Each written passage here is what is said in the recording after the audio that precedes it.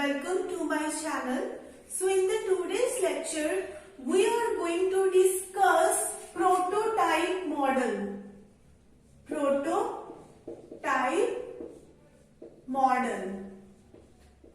Till now, we have discussed classical waterfall model and iterative waterfall model. Okay, so even if we have to work on the small software, if we want to work on small software, then it is very easy to build a small software. If the total number of modules in your software is very less, then we can easily use classical waterfall model. Okay, if our software is small, we can easily build that software product with the help of classical waterfall model. Okay, but the problem is when our software product is very large. Okay, the total number of modules in your project is very large. In that case, classical waterfall model gets failed. Okay, so if we have to work on a large software product, we will be using iterative waterfall model. That is the first thing. Okay, but what we really want, we want to make our software product in easiest way.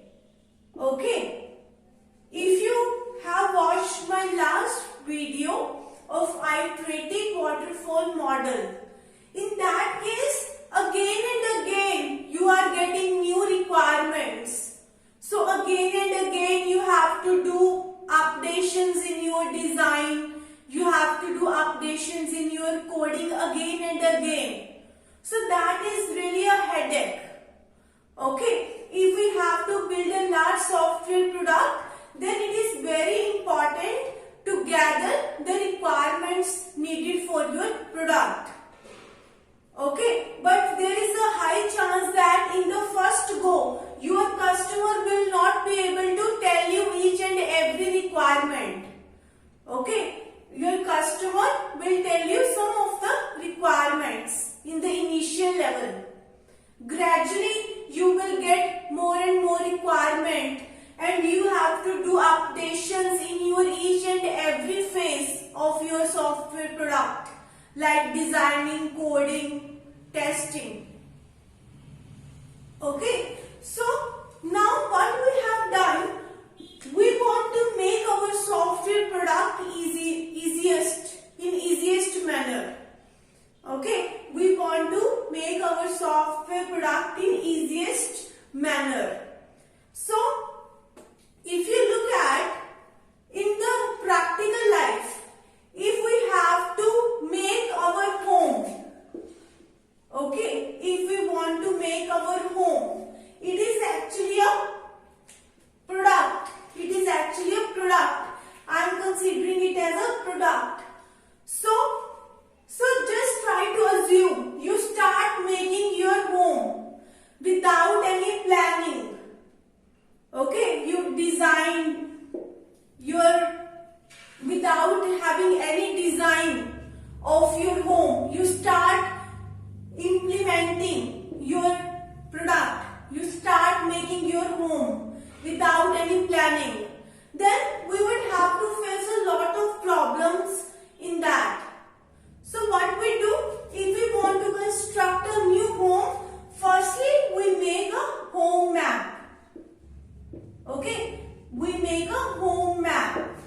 Firstly, home map would be designed and you will show this home map to your customer who want to build a house.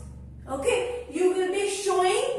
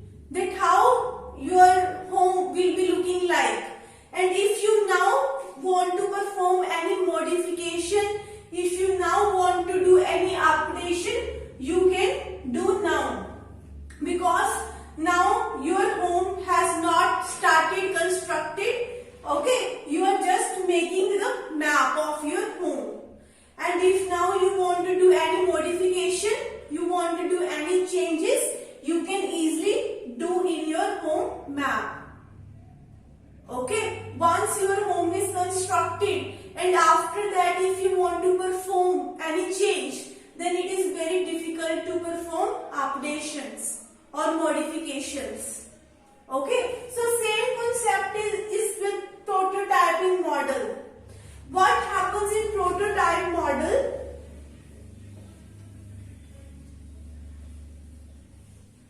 What you do, if you have one customer who want to make a software, okay, so we have a company or we have a service provider who is going to provide that software to your customer or your client. Okay, so what happens in the prototype model? Firstly,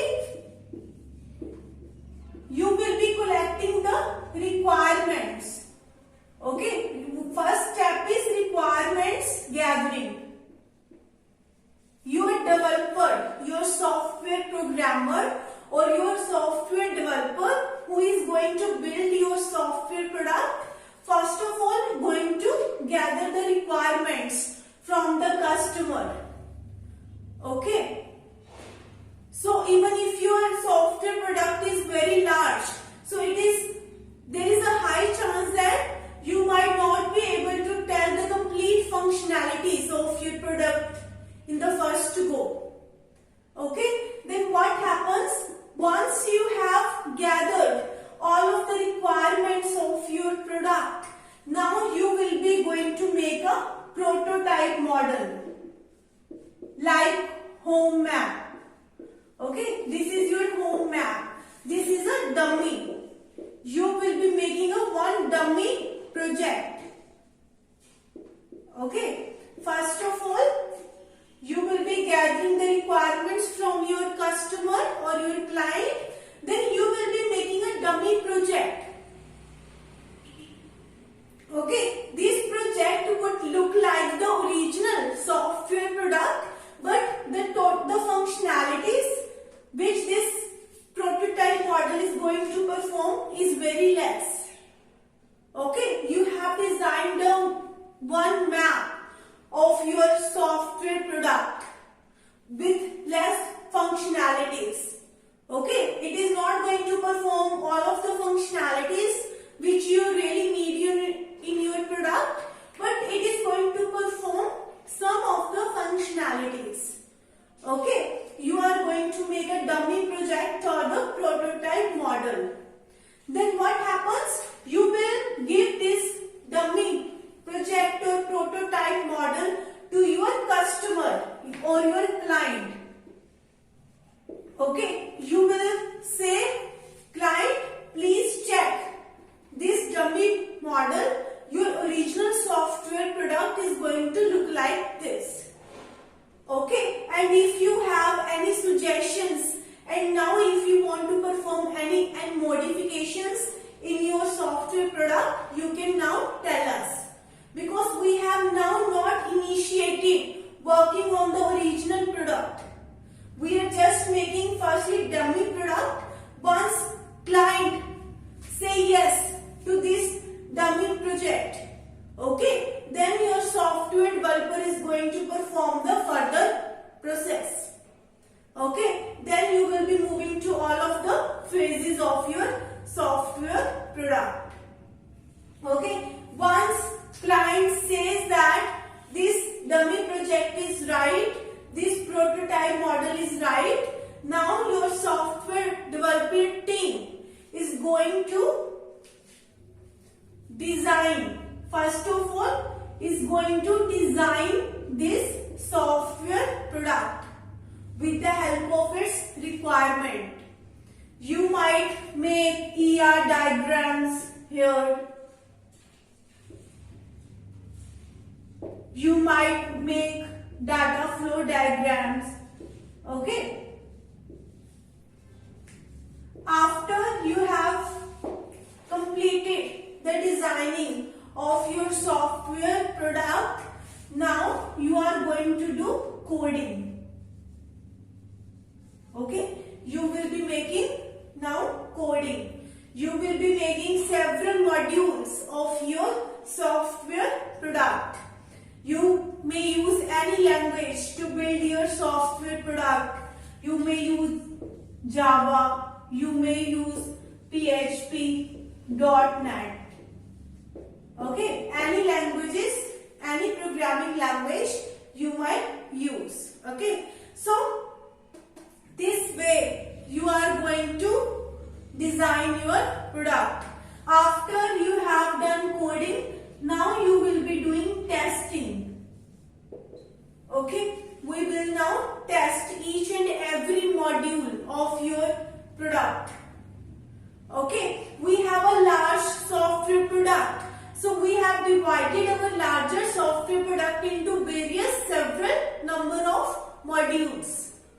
We will be checking firstly each and every module individually. We will try to find out errors from our software product.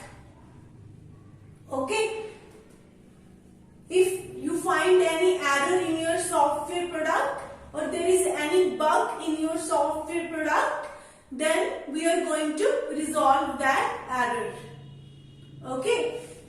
Next phase we have is maintenance phase. Okay. Now we will see that on which platforms your software product may run. Okay. You will check if you are changing the environment. Okay. If there is a new environment, whether your software product is working in new environment or not, which platforms are suitable for running your software product. Okay, so this way we use a prototype model. This is how we design our software product. If you are making a dummy project of your original software product, then it becomes very easier for you to design the software product. Okay. So thank you so much for watching my video. If you like my video, please like, share and subscribe my channel. If you have any query, I have mentioned my email ID in the description box.